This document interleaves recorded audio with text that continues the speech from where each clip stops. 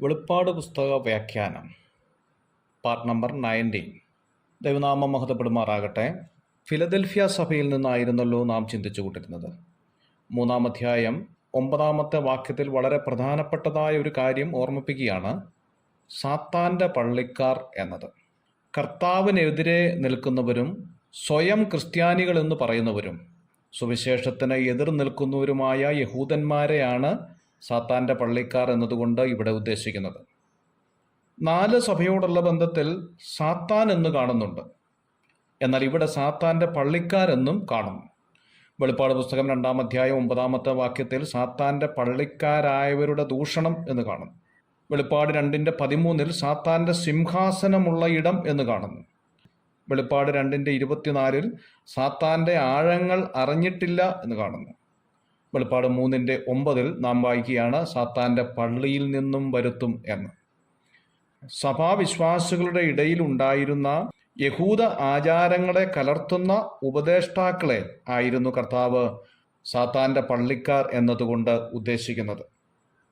3-ാം അധ്യായം അതിൻ്റെ 12-ാമത്തെ വാക്യത്തിൽ വീണ്ടും വായിക്കുന്നു, ദൈവത്തിൻ്റെ ആലയത്തിലെ തൂണാക്കുമെന്ന്. ശലോമോന്റെ ദേവാലയത്തിൽ 2 തൂണുകൾ ഉണ്ടായിരുന്നതായി കാണുന്നുണ്ട്.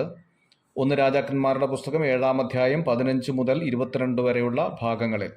അവൻ 2 താമ്ര സ്തംഭമുണ്ടാക്കി, ഓരോന്നിന് 18 മുഴം ഉയരവും 12 മുഴം ചുറ്റളവും ഉണ്ടായിരുന്നു എന്ന് വായിക്കുന്നു. വലത്തെ തൂണിന് യാഖീർ എന്നും ഇടത്തെ തൂണിന് ബോവസ് എന്നും പേരിട്ടു. യാഖീർ എന്ന പേരിൻ്റെ അർത്ഥം അവൻ സ്ഥാപിക്കും എന്നും ബോവസ് എന്നാൽ അവൻ എൻ്റെ ബലം എന്നുമാണ് അർത്ഥം.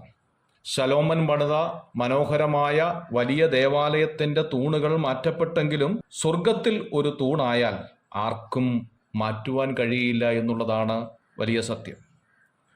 ഗലാത്യ ലേഖനം 2-ാം അധ്യായം 9-ാമത്തെ വാക്യത്തിൽ, എനിക്ക് ലഭിച്ച കൃപ അറിഞ്ഞുകൊണ്ട് തൂണുകളായി എണ്ണപ്പെട്ടിരുന്ന യാക്കോബും കേഫാവും യോഹന്നാനും ഞങ്ങൾ ജാതികളുടെ ഇടയിലും സുവിശേഷം അറിയിപ്പാൻ തക്കവണ്ണം എനിക്കും ബർണബാസിനും കൂട്ടായ്മയുടെ വലങ്കൈ തന്നു എന്ന് രേഖപ്പെടുത്തിയിരിക്കുന്നു.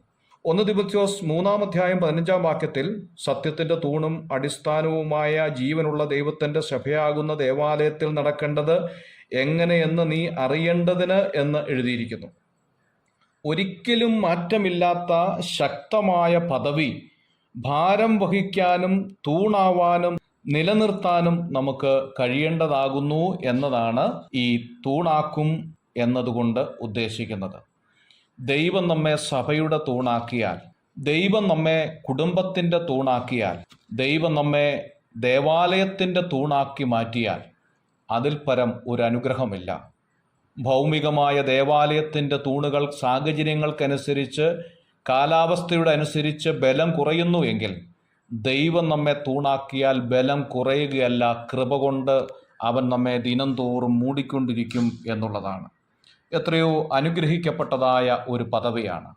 ലോകത്തിൽ അനേക പദവികൾ നമുക്ക് കാണാൻ സാധിക്കും. എന്നാൽ മനുഷ്യൻ്റെ ഇഷ്ടങ്ങൾക്കും സാഹചര്യങ്ങൾക്കും അനുസരിച്ച് ആ പദവികൾ മാറിക്കൊണ്ടിരിക്കും.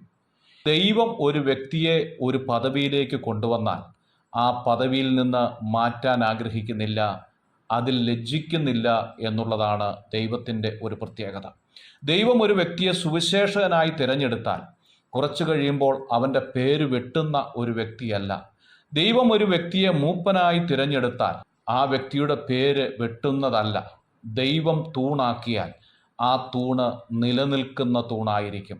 ദൈവം നമ്മെ ഒരു സ്ഥാനം, പദവി നൽകിയാൽ അത് കൃപ കൊണ്ട് മൂടി അന്ത്യം വരെയും നിലനിർത്തുവാൻ പ്രാപ്തി നൽകുന്ന ഒരു ദൈവമാണ്. ഈ ദൈവത്തിൽ നമുക്ക് ആശ്രയിക്കാം, ഈ ദൈവത്തിൽ നമുക്ക് നന്ദിയുള്ളവരാകാം. കർത്താവ് അതിനായി നമ്മെ സഹായിക്കട്ടെ. ദൈവത്തിൻ്റെ ആലയത്തിലെ തൂണാക്കുമെന്ന വാഗ്ദത്തത്തിൽ ആശ്രയിക്കാം. God bless U.